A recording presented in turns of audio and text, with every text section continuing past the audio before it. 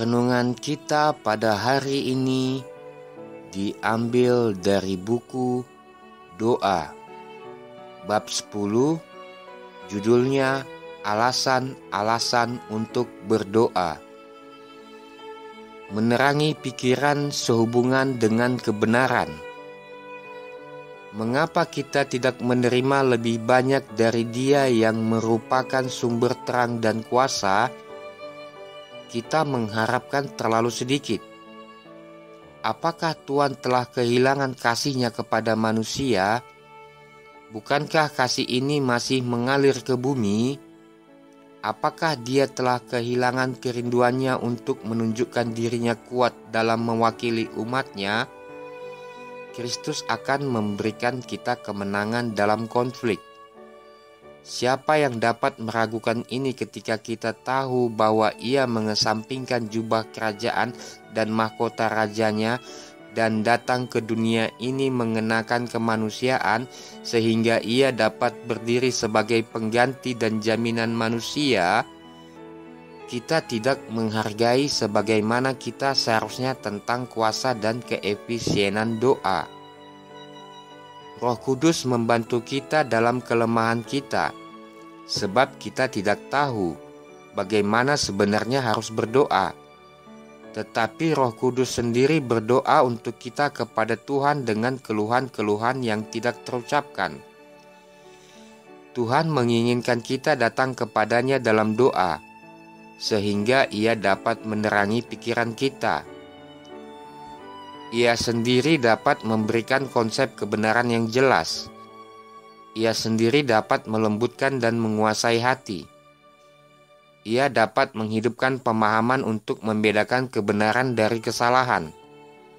Ia dapat menegakkan pikiran yang bimbang dan memberikan pengetahuan dan iman yang akan bertahan dalam ujian.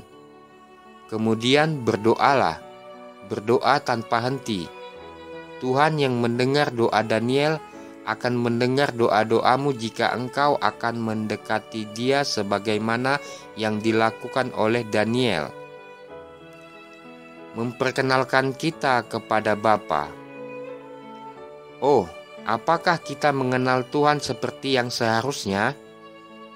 Betapa menyenangkan, betapa berbahagia kalau saja kita setiap hari mempelajari pelajaran yang Ia rindu kita ketahui.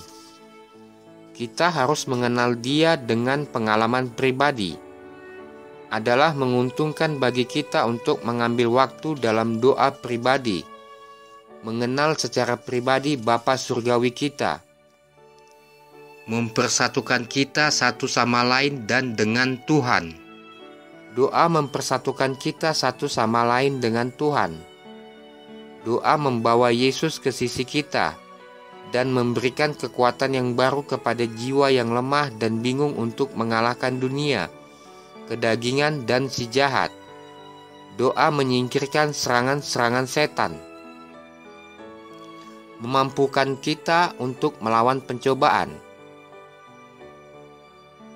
Mengapa anak-anak laki-laki dan anak-anak perempuan Tuhan enggan untuk berdoa ketika doa merupakan kunci di tangan orang beriman untuk membuka perbendaharaan surga di mana tersimpan sumber dari Maha Kuasa yang tidak terbatas? Tanpa doa yang tidak berkesudahan dan berjaga-jaga dengan rajin, kita berada dalam bahaya menjadi semakin tidak peduli dan menyimpang dari jalan yang benar.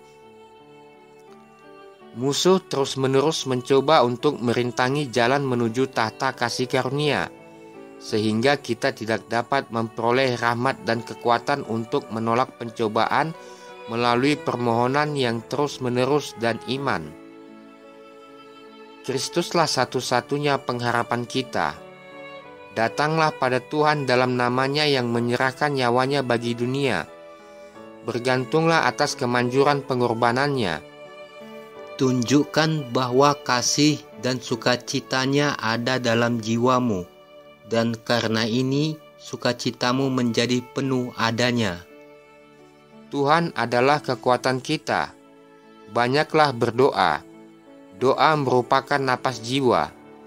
Doa beriman merupakan senjata di mana kita dapat berhasil melawan setiap serangan musuh, mempersiapkan kita untuk keanggotaan di gereja surga.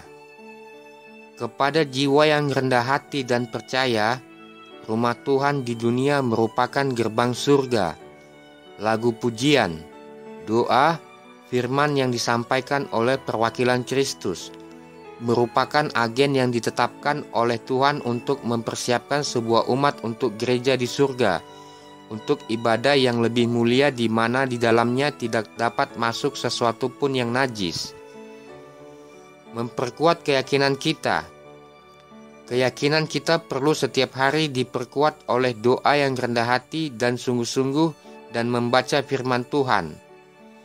Sementara masing-masing kita memiliki kepribadian, sementara masing-masing kita harus memegang keyakinan kita dengan teguh, kita harus memegangnya sebagai kebenaran Tuhan dan dalam kekuatan yang Tuhan berikan. Jika tidak, keyakinan kita akan hilang dari genggaman kita. Menyediakan kebutuhan sementara. Setiap janji dalam firman Tuhan memperlengkapi kita untuk perkara yang kita doakan. Menyampaikan firman Tuhan yang dijanjikan sebagai jaminan kita. Apapun berkat rohani yang kita perlukan adalah hak kita untuk memintanya melalui Yesus. Kita dapat mengatakan kepada Tuhan dengan kesederhanaan seorang anak apa sebenarnya yang kita perlukan. Kita dapat mengatakan kepadanya masalah-masalah duniawi kita, meminta roti dan pakaian maupun roti hidup dan jubah kebenaran Kristus. Bapamu yang di surga mengetahui bahwa engkau memerlukan ini semua, dan engkau diundang untuk meminta kepadanya sehubungan dengan perkara-perkara itu. Melalui nama Yesuslah setiap pertolongan diterima. Tuhan akan menghormati nama itu dan akan memenuhi kebutuhanmu dari kekayaan kemurahan hatinya. Setiap jiwa memiliki kesempatan untuk menyatakan kepada Tuhan kebutuhan-kebutuhan khususnya dan menaikkan ucapan syukur pribadinya untuk berkat-berkat yang dia terima setiap hari. Tidak memberikan informasi baru kepada Tuhan. Tetapi doa tidak dimengerti sebagaimana mestinya. Doa kita bukanlah untuk memberitahukan Tuhan apa yang tidak Ia ketahui. Tuhan memahami rahasia setiap jiwa. Doa kita tidak perlu panjang dan keras. Tuhan membaca pikiran yang tersembunyi. Kita dapat berdoa di tempat tersembunyi, dan Dia yang melihat dari tempat tersembunyi akan mendengar dan memberi kita upah dengan terbuka. Persediaan kasih karunia diberikan setiap hari. Orang-orang yang pada hari Pentakosta dipenuhi dengan kuasa dari atas, bukan berarti terbebas dari pencobaan dan ujian yang akan datang. Sementara mereka bersaksi untuk kebenaran dan kebajikan, mereka berulang kali diserang oleh musuh segala kebenaran yang berusaha merampas pengalaman kekristenan mereka. Mereka dipaksa untuk berusaha dengan segala kuasa yang diberikan Tuhan untuk mencapai ukuran kedewasaan pria dan wanita di dalam Kristus Yesus. Setiap hari mereka berdoa untuk persediaan kasih karunia yang baru, agar mereka dapat mencapai lebih tinggi dan lebih tinggi lagi menuju kesempurnaan. Di bawah pekerjaan Roh Kudus yang terlemah sekalipun, dengan melatih iman di dalam Tuhan, belajar untuk mengembangkan kuasa yang dipercayakan kepada mereka dan untuk dikuduskan, dimurnikan, dan dimuliakan. Sebagaimana dalam kerendahan hati mereka menyerahkan diri kepada pengaruh yang membentuk dari Roh Kudus. Mereka menerima kepenuhan ketuhanan dan dibentuk dalam keserupaan ilahi. Hikmat disediakan. Kita harus mencari hikmat dari atas sehingga kita dapat berdiri pada hari ini yang penuh dengan kesalahan dan tipuan. Berdoalah dengan sangat bersungguh-sungguh untuk pemahaman akan masa di mana kita hidup demi sebuah pengertian yang lebih penuh akan tujuannya, dan demi efisiensi yang meningkat dalam penyelamatan jiwa. Baptisan Roh Kudus diberikan. Para juru kabar Tuhan yang setia harus berusaha melaksanakan pekerjaan Tuhan dengan cara yang telah ditentukannya. Mereka harus menempatkan diri mereka sendiri dalam hubungan yang erat dengan Guru Agung, agar mereka dapat diajar oleh Tuhan setiap hari. Mereka harus bergumul bersama Tuhan dalam doa yang sungguh-sungguh untuk memperoleh baptisan Roh Kudus, supaya mereka dapat memenuhi kebutuhan dari dunia yang sedang binasa di dalam dosa. Semua kuasa dijanjikan kepada mereka yang pergi dalam iman untuk mengabarkan Injil yang kekal. Sementara hamba-hamba Tuhan memberitakan kepada dunia suatu pekabaran yang hidup, yang segar dari tahta kemuliaan, terang kebenaran akan bersinar seperti sebuah lampu yang menyala, mencapai seluruh bagian dunia. Dengan demikian kegelapan, kesalahan, dan ketidakpercayaan akan dihalau dari pikiran mereka yang jujur hatinya di seluruh negeri, yang sekarang sedang mencari Tuhan, dan mudah-mudahan menjamah dan menemukan Dia. Kebutuhan hari ini disediakan. Kebenaran Tuhan yang diterima di dalam hati sanggup untuk membuatmu berhikmat menuju keselamatan. Dalam mempercayai dan menurutinya, engkau akan menerima kasih karunia yang cukup untuk tugas dan pencobaan hari ini. Kasih karunia untuk esok hari engkau tidak perlukan. Engkau harus merasa bahwa engkau hanya berurusan dengan hari ini, mengalahkan untuk hari ini, menyangkal diri untuk hari ini, berjaga dan berdoa untuk hari ini, mendapatkan kemenangan-kemenangan di dalam Tuhan untuk hari ini. Kebutuhan untuk pekerjaan Tuhan disediakan.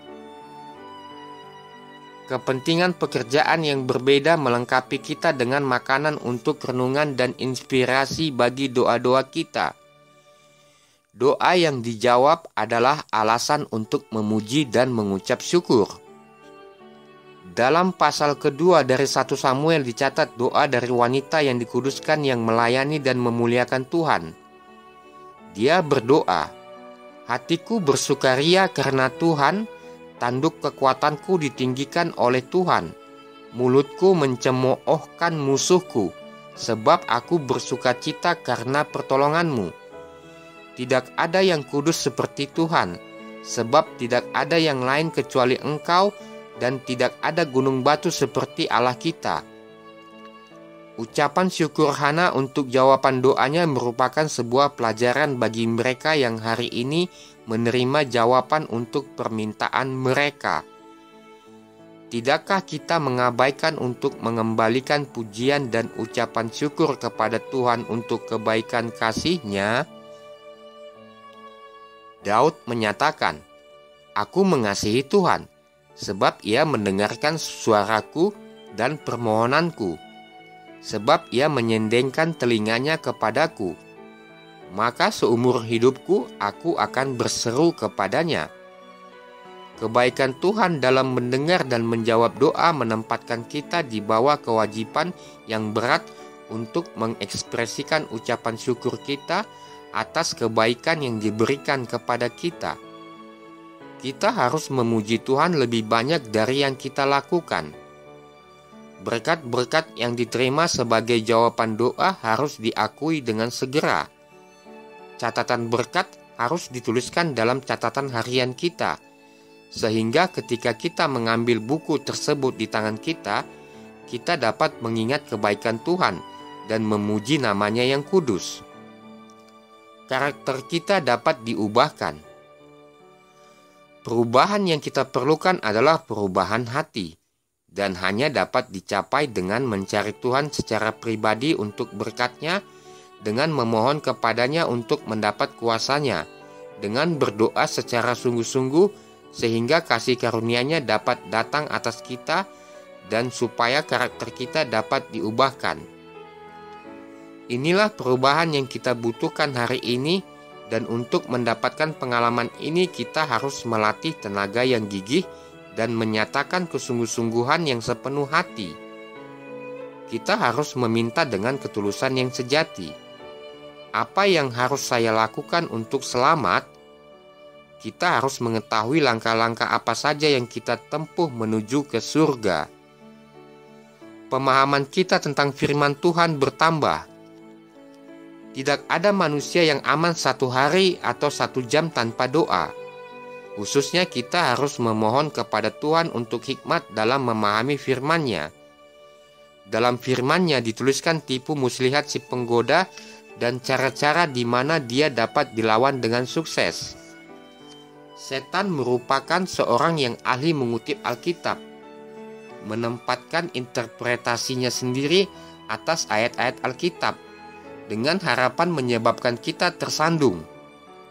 Kita harus mempelajari Alkitab dengan kerendahan hati. Jangan pernah kehilangan ketergantungan kita kepada Tuhan. Sementara kita harus senantiasa berjaga melawan jerat setan, kita harus berdoa dalam iman terus-menerus. Janganlah membawa kami ke dalam pencobaan. Alkitab tidak boleh dipelajari tanpa berdoa. Hanya Roh Kudus yang dapat membuat kita merasakan pentingnya hal-hal yang mudah untuk dipahami, atau mencegah kita untuk bergumul dengan kebenaran yang sulit dipahami.